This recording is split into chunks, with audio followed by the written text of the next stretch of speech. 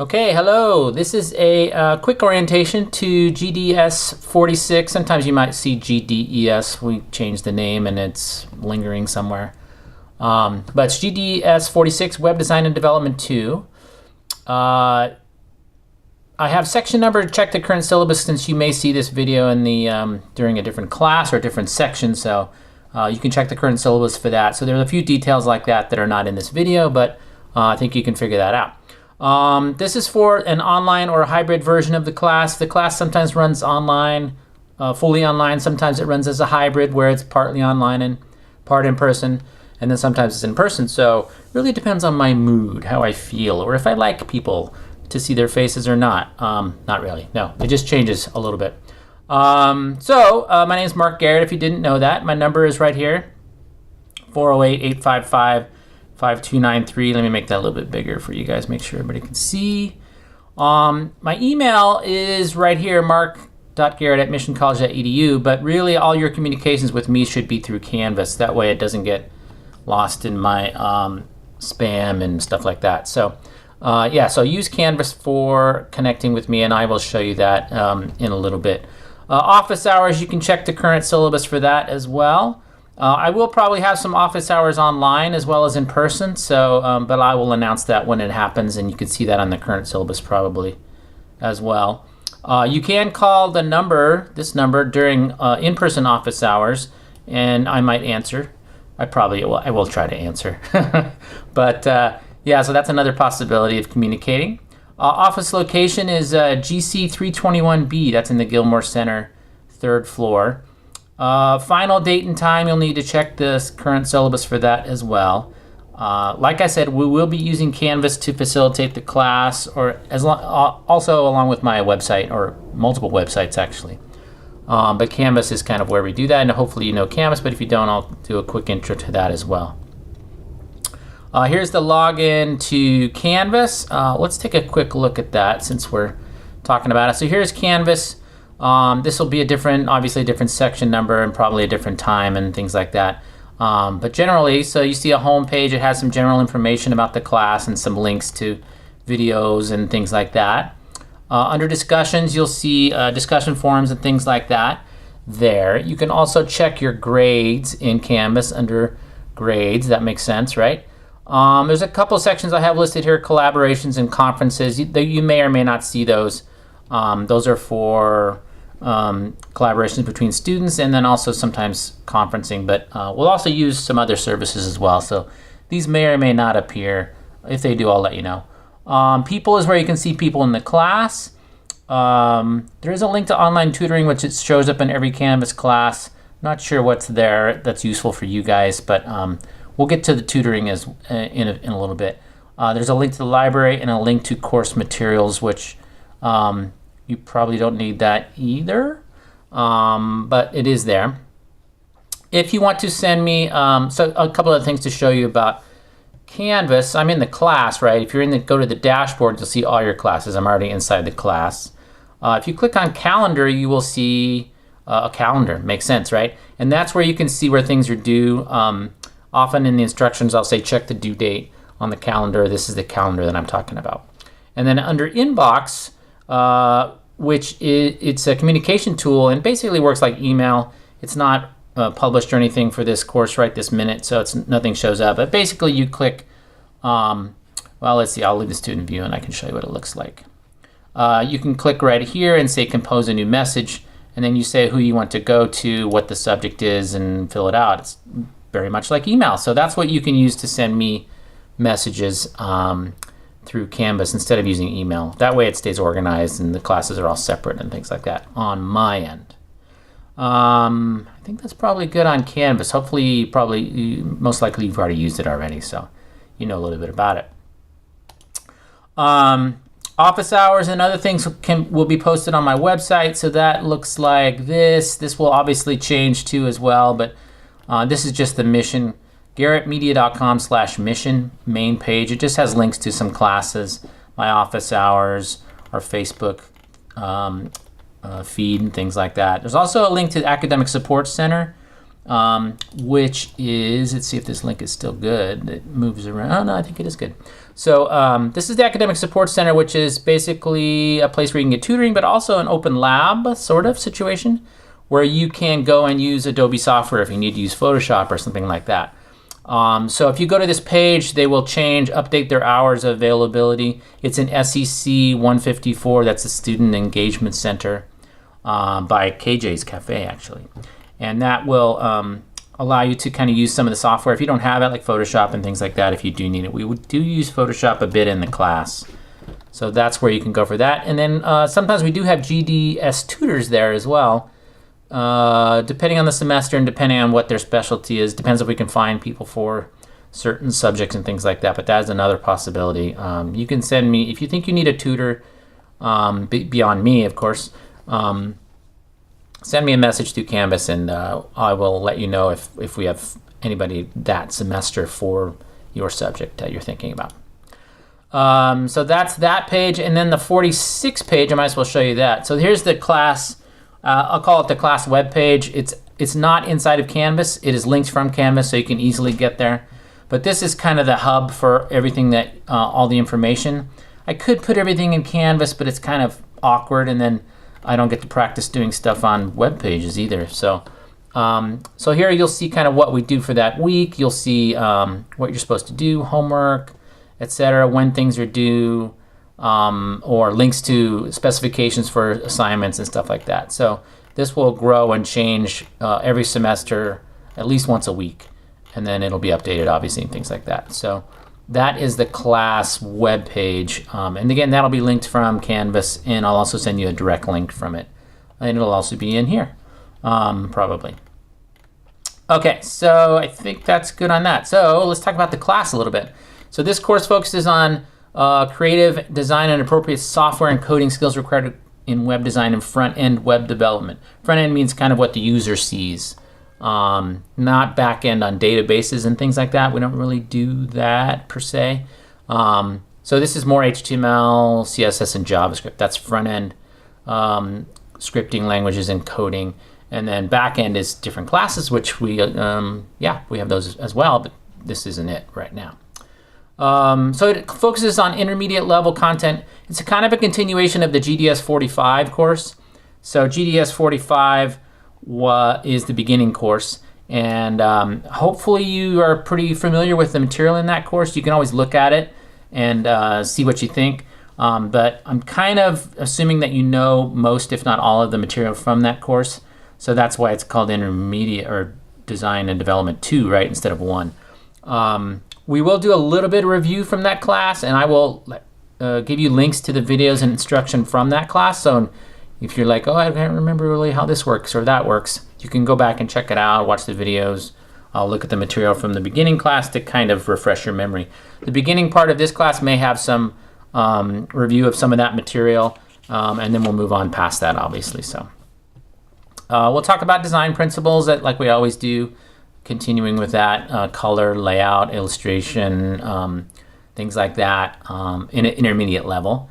And we'll do more advanced HTML and CSS things. And we're also going to do a little bit of an introduction to JavaScript, which hopefully will not be scary. It is the third thing that you kind of need to know to be a front-end web developer, along with HTML and CSS. There is a dedicated JavaScript class. So this class just has kind of a intro to it, kind of what a designer would need to know or would want to know. Not necessarily, you're not going to be a master JavaScript, developer after this class, probably, unless you just go crazy. But it's kind of an intro and to let you know some of the terminology, what JavaScript is, what it can do, so that you can not be freaked out about it if you run into it, or if you want to be a web developer, you do need to know it, so it's good an intro for that. And then we have more JavaScript classes available just about JavaScript because it's a big subject. So there is a pass, no pass option for this class. So if you want to take the class pass, no pass, make sure you fill out the proper paperwork with admissions and records. I don't have anything to do with that anymore. It's basically between the student and admissions and records. So you have to do it by a certain date as well. There's probably a posted date that you need to do it by. It's pretty early in the semester. I think it's about a third of the way through the class. So you just apply for that. And then when you take it pass, no pass, that means if you get enough points for a C, you get a pass, and if you don't, you get a no pass, and it doesn't affect your GPA or anything like that. You can take classes too for certificates, last time I checked. Pass, no pass, and then you don't have to worry about, am I getting an A, or am I getting a B? Mark's so mean, I'm getting a B. No, I'm not mean, I'm really not. But anyway, you won't have to worry about your grade. So that is a possibility, but I have nothing to do with that, so you need to work that out with admissions and records nowadays. Student learning outcomes. So you're going to create well-designed websites at an intermediate level utilizing best practices in design and production. Makes sense, right? And then we're also going to use HTML and CSS at an intermediate level and JavaScript at a basic level to develop functional websites. So yeah, like I said, just kind of continuing on, and it's really a lot of practice, right? So we did some websites in GDS 45, and you get better by practicing, and that's what a lot of this is just doing it more, and you learn more things and get better at it. That's how everything works that way, almost, right? Juggling, whatever, doesn't matter. Okay, student course objectives, kind of the same thing. We're going to look at some websites. You're going to obviously look at other people's websites. We'll talk about the steps necessary to create a website. We'll talk about color and typography and page layout. We'll talk about software in a second. We're going to use different pieces of software and things. Use HTML, use CSS, of course, and basic JavaScript. So the required text. So kind of switching this up a little bit from previous years. Used to be a little more Dreamweaver in the class. So there are some videos still using Dreamweaver, but I'm making most of those optional since Dreamweaver is not required for the class, and we don't need a Dreamweaver book then. Dreamweaver is still used by people, but it's not super popular, so we decided to kind of de-emphasize it a little bit. So what we're going to do is use, right now anyway, is Learning Web Design, the 5th edition, which we use for the 45 class. If you were in the 45 class recently, you use that book in the 45 class, but we didn't get to everything in the newest version of this book, which is 2018 version. There's a lot in there. So we are going to continue using the same book, which it'll be good because if you already have it, you already have it, right? We also have the ability now, hopefully, to get access to it for free. So through Safari Books Online. So the school now has an account with Safari Books Online. There's a link here to a guide. Let's see if it opens up. Yeah, there it is. This may change. Any of this may change if it gets updated in between now and the time you see this video. But basically, you can go online to Safari Online, which looks like this, and there's the book. So now it's online, and you should have free access to it. Certain county websites also have access to it, but this is through Mission College's library account. And the link is, you'll see the link on the current syllabus and in Canvas to this guide, which will show you how to sign up for, now I lost the guide, show you how to sign up for Safari Online. So we're going to use that book, like I said, parts of the book that we didn't really get to in the beginning class, and there's a lot of it. There's JavaScript and CSS Grid and all kinds of fun stuff in there. So that is the only required book, but should be free, so it shouldn't cost you anything. We are going to use some other books and things, probably through Safari Online, but you'll see that in the actual instructions for the class when we get to that part. All right. General class information. Homework's due at midnight on the due date. So if I say it's due Monday, then it's due at midnight or before midnight. Let's put it that way. I do accept late homework, but only for 1 week past the due date, and it does have a slight penalty of 20%. So try to do everything on time. It makes it easier on everybody, and you will do better, and I will do better if you turn everything in on time. But I realize sometimes things come up, and you need a little more time, so there is that possibility. It's better to turn it in and lose 20% than not turn it in at all, obviously. So make sure you turn everything in. Don't use full-page templates for web pages found on the internet as a starting point for your design. So what I mean by that is there's lots of places you can download basically a whole website or page and just change the content. That's really not what we want to learn here. I mean, you can do that, outside of class, but that's really not what we're doing most of the time. unless otherwise instructed. Sometimes I'll give you a template to start with, maybe a file that I made, or maybe a Bootstrap page or something like that. So that's a possibility. But generally, don't just take a design that you found on the internet and change the name and make it yours, because you're not really learning anything that way. Yeah. I talked about the pass, no pass. So yeah, you do have to do that through the first 30% of the class term. So depending if it's a summer class or a regular semester class, you can kind of estimate that time, but it's pretty early, so you do need to decide that pretty quick.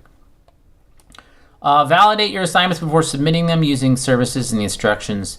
If you did the 45 class, you know all about that, but it helps you spot things, makes everything simpler, catches your mistakes, that kind of stuff. There's a little tip about how to submit files in a zipped folder. You probably have done that too if you took the 45 class. Now I keep saying that if you've taken the 45 class, I realize some people in this class probably did not take that class, so don't worry about that. Like I said, I will have review material and things like that if you need it, but if you don't need it, then you don't need it, right? So you know most of this stuff, but yeah, so don't worry about that kind of thing. And don't forget you can check your grades inside of Canvas. People forget, and I think some people never check their grades, and they're like, where are my grades? And they're in Canvas, right? So you go into Canvas, and then click on the grades button, and like if I go back to the course here, here we go, and then there is a grades button. That's where you check your grades. And my comments there will be there as well. A lot of times I will have sometimes videos in there, links to videos. Sometimes I'll have links to audio files that are recorded comments for you. Depends on what's appropriate for that assignment. This is specific course content, so we'll talk about some of this we've already said, but typography, color use, and psychology, page layout. We'll talk about the web design process. We'll talk about usability testing a little bit. We'll make sites, obviously. We will use Photoshop and other image editors. We'll talk about file formats, optimizing images. Some of this stuff we did in 45, but we will be doing it to a higher level in this class, using some formats that we didn't really use in the 45 class. So that's kind of stuff we'll be doing there. We'll have a little bit of a review for CSS, but basically we'll be adding on to what you learned about CSS in 45, or that you already know if you didn't take 45. And doing some more fancy CSS stuff, more advanced selectors, newer page layout techniques like CSS grid, things like that. That's just now starting to come into the wild a little bit. We'll talk a lot about responsive web design. We'll use things like Bootstrap, which we mentioned earlier but never did. So we'll do that. And a little bit of animation stuff, transforms, transitions, CSS, fun stuff like that. A little bit of animation, like I said. We'll do a little bit more on video and audio, things like full screen video and things like that. And then we're going to talk about JavaScript a little bit. So we'll talk about an overview of it, basic JavaScript components, basic scripting techniques, and then maybe hit some frameworks like jQuery or some other ones, depending. And then we'll also use some applications. I'm going to use brackets in some of the videos, or some of the videos will have brackets, using brackets, and some of them will have Dreamweaver. Like I said, we're kind of moving away from Dreamweaver a little bit, so some of the videos are in Dreamweaver, but they don't require Dreamweaver. So I'm not going to have you do any assignments or anything that you have to have Dreamweaver, so don't worry about that either. We'll usually be using, I shouldn't say usually, often we'll be using brackets, sometimes we'll be using Dreamweaver. Let me show you those. If you haven't seen those, you probably have, but brackets is an open source text editor that you can use to make web pages or other types of coding, but more for web pages and web design and web development. It's Mac and PC, it's free, so you can just download it. The version changes all the time, so this might look different when you see it. So that is what you can use. You can also use Dreamweaver as well. But like I said, we're not going to require it. If you want to use Dreamweaver, you can get that through Adobe Creative Cloud, which I will get to in a minute. Okay, let's just skip down a little bit. Well, actually, that's mostly it.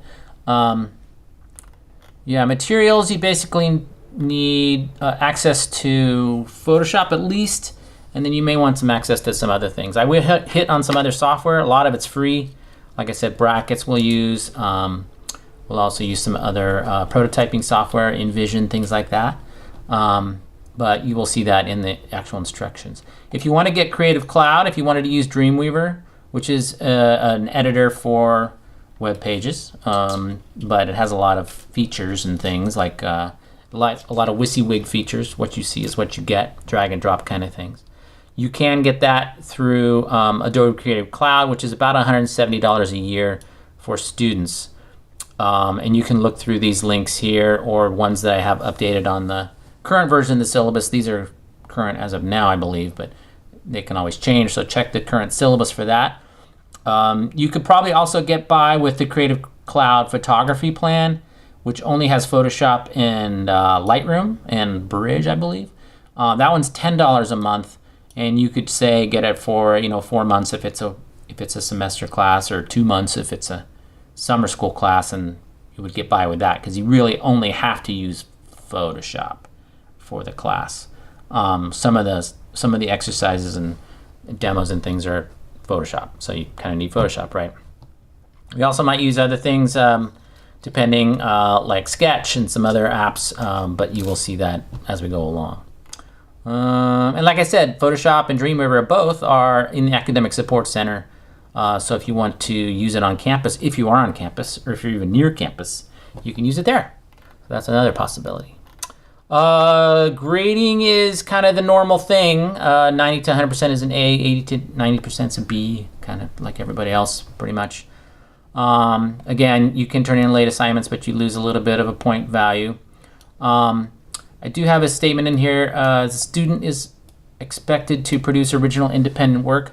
Plagiarism will not be tolerated. Well, really what I mean by that is, using templates and things that weren't approved. But you can use copyrighted material as long as you're not publishing the site.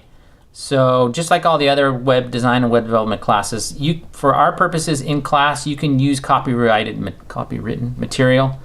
You can copy text out of a website to paste into your website because we're just learning how to do this stuff, right? But if you were going to actually publish the site, meaning you're going to put it on the internet, you need to have rights to that, which means you wrote it or you got permission to use it, or you bought permission to use it, or however you got permission. But you need to have rights to all the material on a published site, including images, text, videos, audio, everything, right?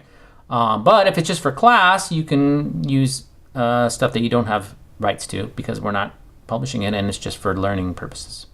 Fair use, it's called. So that's kind of the caveat. So remember, so in this class, people do publish some of these sites. So if you are going to publish the site that you make in this class, make sure that you created the material or got the material from a client, say, or took the photographs yourself or purchased stock photos. You didn't just take photos off somebody else's website and put them on your website. That's copyright violation, usually. So hopefully that makes sense. This attendance thing doesn't. The rest of this is kind of boilerplate stuff that's on pretty much every syllabus at this school, so I'm not really going to address that. But go ahead and take a quick look through that when you get this syllabus, and so you know about that kind of stuff.